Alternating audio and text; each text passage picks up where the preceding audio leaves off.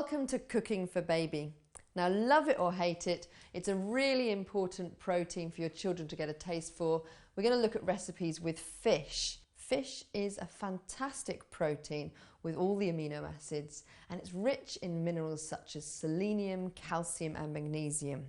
There are several types of fish, and the oily fish are also rich in omega-3, which I'm sure you've read about. Not only is omega-3 great for heart development, but it's also being shown to be fantastic for brain development, and children that have a rich diet of omega-3 perform typically better at school. So I'm going to show you some really easy recipes that give you the confidence to work with fresh fish and make some delicious recipes that your little one and you will love.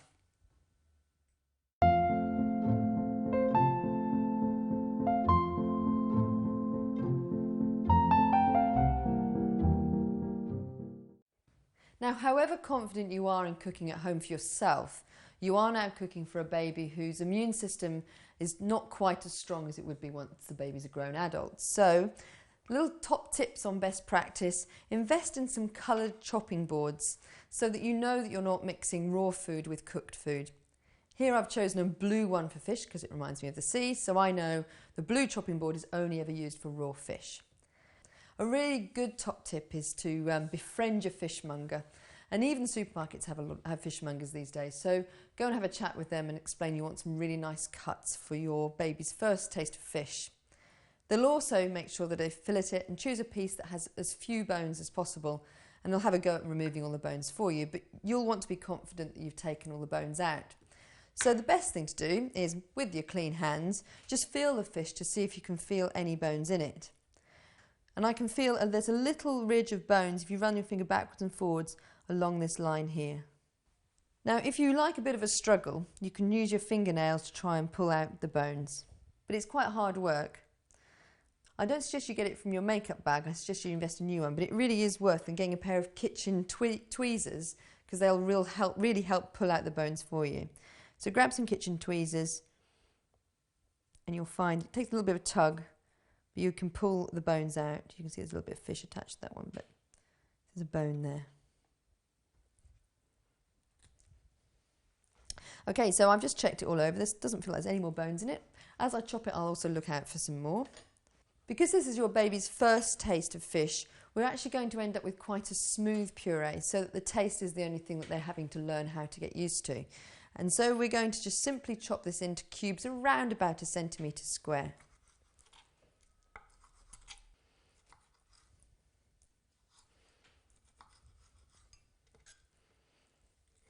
It's fairly rough, but it's going to be cooking down, so the actual fish will flake up. And as I'm chopping, I can feel whether or not there are any bones left in it, which I can feel that there aren't any. I've got raw fish on my hands and raw fish on this knife, so I want to make sure that I don't use that on anything else that I'm going to be cooking with. So I'm going to set aside the chopping board that I use for raw fish, keep the knife with it, and also wash my hands.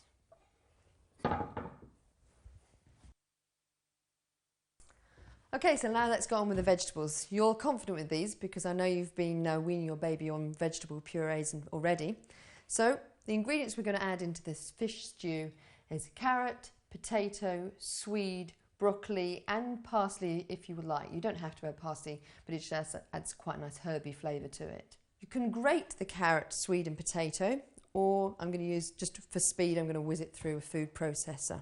Now, swede can be quite big, but you can get some smaller ones in the supermarket now. I'm going to chop these just into slightly smaller bits before I pop them through the processor.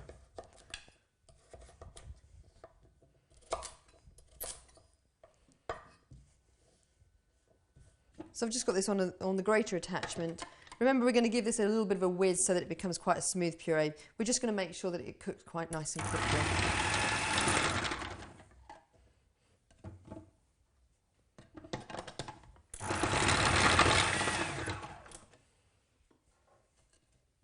The broccoli in as well.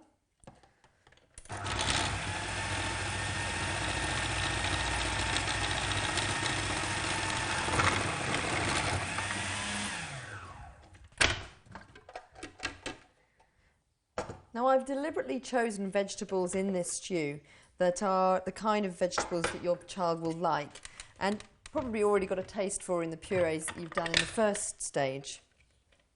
If your baby didn't like any of the things like swede, then just add another thing they like, maybe sweet potato or something along those lines.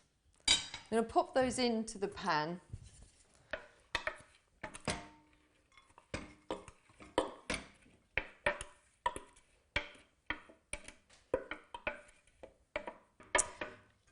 And actually stir in the fish as well.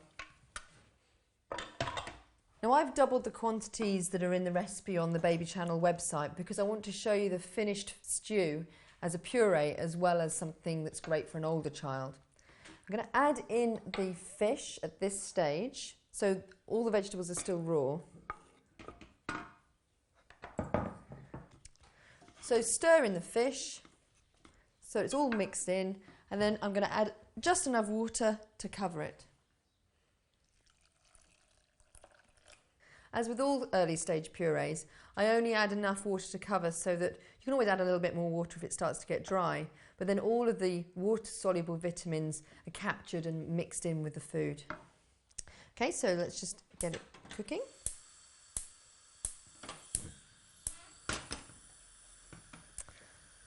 Now, first of all, I want to see this coming up to a nice bubbling boil, and then I'm going to bring it down to a simmer. You need to cook it at a good simmer for at least 10 minutes. In those 10 minutes, the largest piece of vegetable should be completely soft so you can squish it between your tongue and the roof of your mouth. And the fish will go from looking slightly clear to being white, and it will really flake up as well. Now, if you were cooking this, obviously, for an adult, you'd like to keep some nice big pieces of fish in. But we really do want it to flake up because we're going to blitz it and make it into a nice smooth puree. So while that's coming to the boil, I'm actually going to chop some parsley. You may or may not want to add parsley, but with all food for babies under 12 months, we don't add salt. So it's quite nice to add some herbs to bring out some nice, interesting flavours. I'm just going to cover that.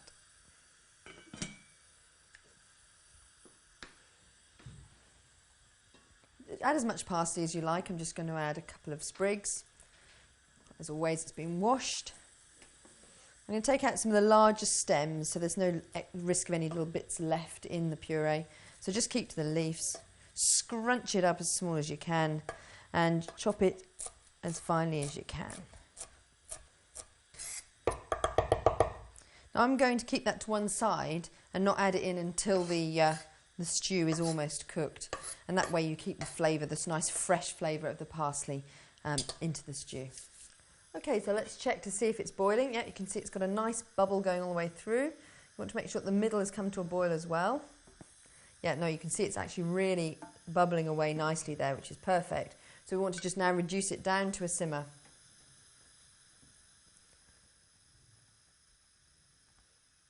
What I'm looking for on this kind of simmer is so that it's got a nice little bubble happening all the way through it, but not likely to boil over.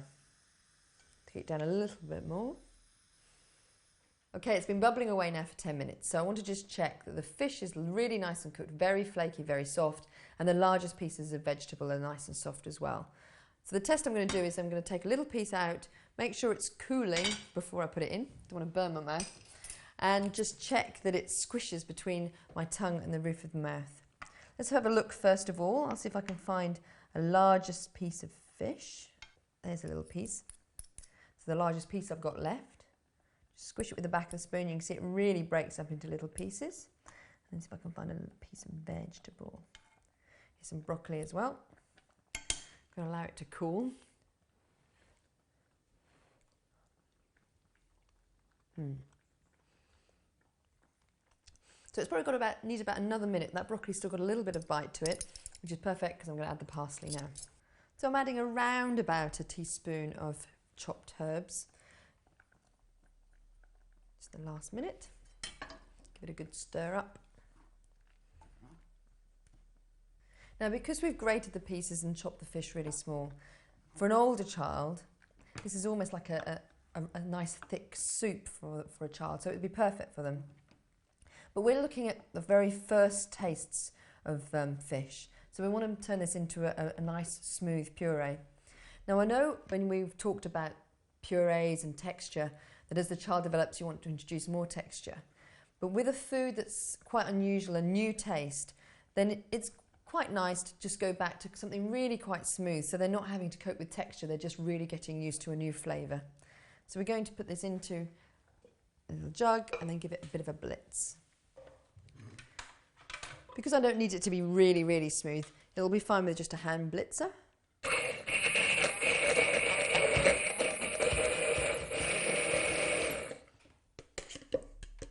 Check I've got no big bits. Okay, so we've got a nice, smooth first fish stew here, which we can serve in baby's favourite pot. It's got a really lovely, warm smell to it. Slightly fishy, but not really overpowering.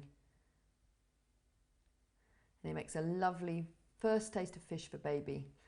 And add a little bit of milk or some stock and a really lovely soup for you. First fish stew.